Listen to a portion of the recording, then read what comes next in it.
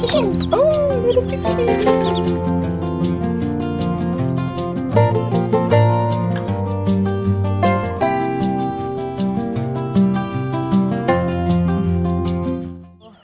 Hey everyone, so today we're going to be moving our Cornish cross chicks up to the shop.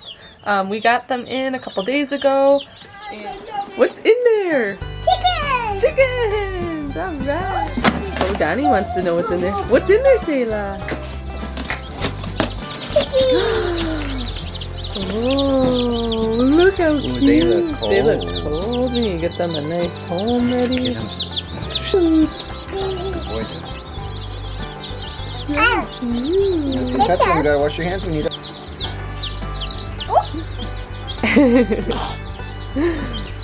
Is that your new friend?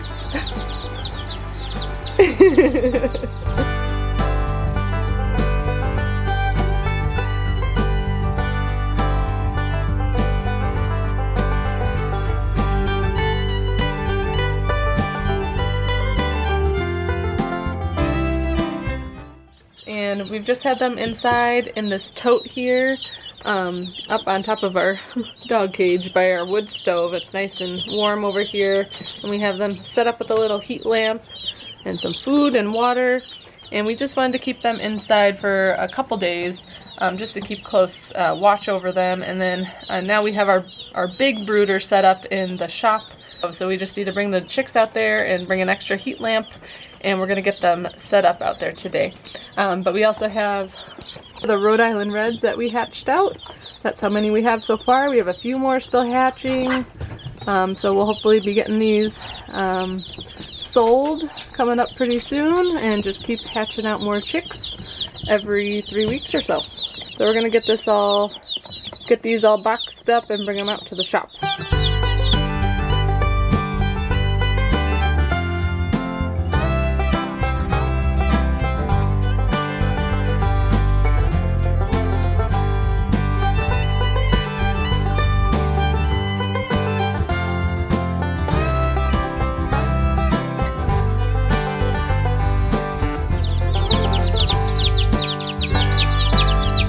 They're in their big brooder. Just go get them some food and water to put in here, and we'll be good. Let's do it. Hungry little birds. Okay, they're all set up in their brooder. And then we have this little moving blanket that we just kind of drape over it, because it is still cold. So keep both sides open for a little airflow, but we're going to be starting more seeds today. We're going to be getting our tomatoes started. So I got to get the dirt in the trays here, and then I'll be planting those seeds. These are the trays that I like to use. These are the 1020 trays from Bootstrap Farmer.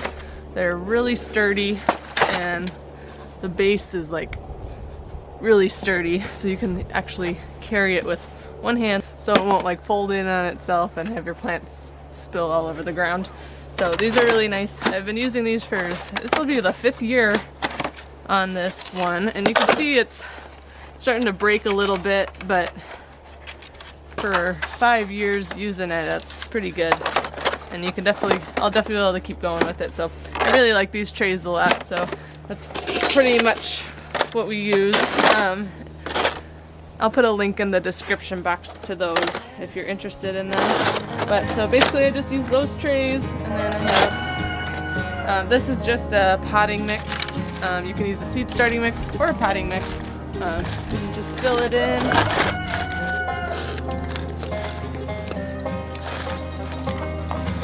You want to make sure that you're pushing it down, putting some pressure on there so that it's not loose soil in there. You want your plants to have some substance to root in. Do that.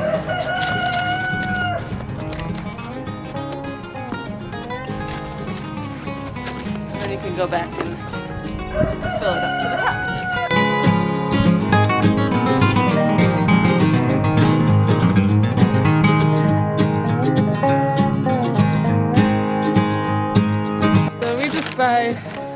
Bought this from Home Depot.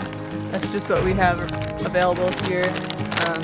But I always just try to get an organic mix, which is the OMRI. That's what you want to look for if you're looking for an organic potting mix. That's kind of like the organic stamp, USDA organic, but for the planting world. So you can look for that for your soils and your fertilizers.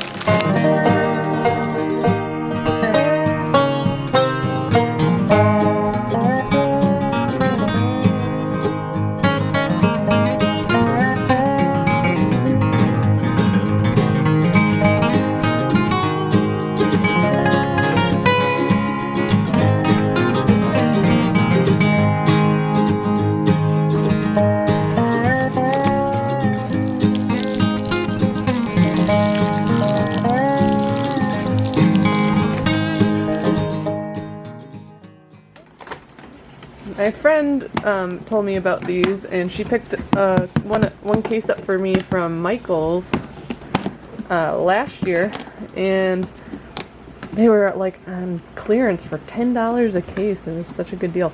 So I went and I have 4 of them now. But I don't know if they still have them, but they were at Michael's for $10. I know they have them on Amazon too, but they were a lot more than $10. But yeah, you can check. I'll put a link maybe below if I find it on Amazon still, but yeah, do check your Michaels and see if they still have them. They're called Photo and Craft Keepers.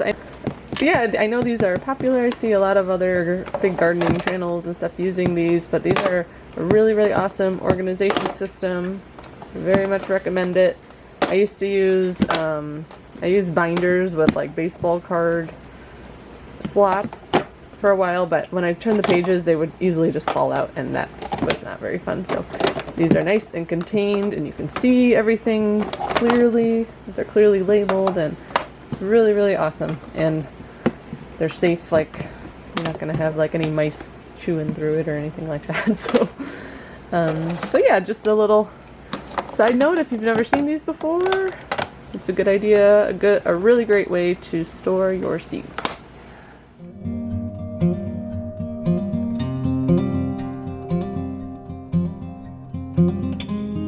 So these are the varieties I decided to grow this year. I have some cherry tomatoes that I really like. I'm trying the sun sugar out this year. I've never tried that one before, but I've heard good things about it. And then I mostly want to stick to just red tomatoes, a lot of paste tomatoes, ones that are really good for canning and for sauces, and then some slicers too, like the pink brandy wine, which I've grown many times and I really like that one.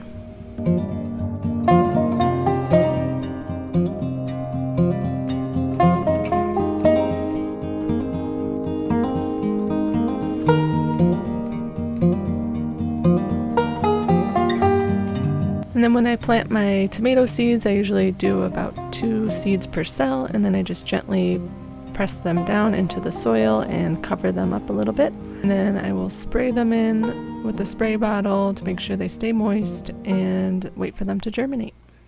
And now I just wanted to show you our grow light setup and where we start our seeds indoors. This is where we start all of our seeds. I also use this for microgreens in the wintertime. But basically you have these wire shelves and they work great.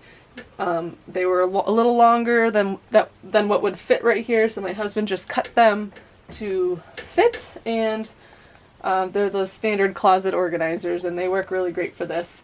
Before we had this set up in our bedroom, we did use the wire shelving in our pantry. So those big metal wire shelves, we used to have them hanging up on there, and that worked really good too. I decided I didn't want to be using that room as a grow space anymore because it does put off a lot of heat, and that is our food storage room, and I don't obviously want it to be really hot in there. This was just 4 feet, and it fit the grow lights in here perfectly. These lights are 4-foot lights, and we've been using these for, I don't know, like 4 years now, and I really like these lights. I do have 3 of them now. I don't really need all 3, but it's nice to have it just in case I do need a little extra space. But it does take up, it does use up electricity, so I'm trying to use as little lights as possible. These are going to be moving outside pretty soon, and I'll move the tomatoes up under the lights for a little bit.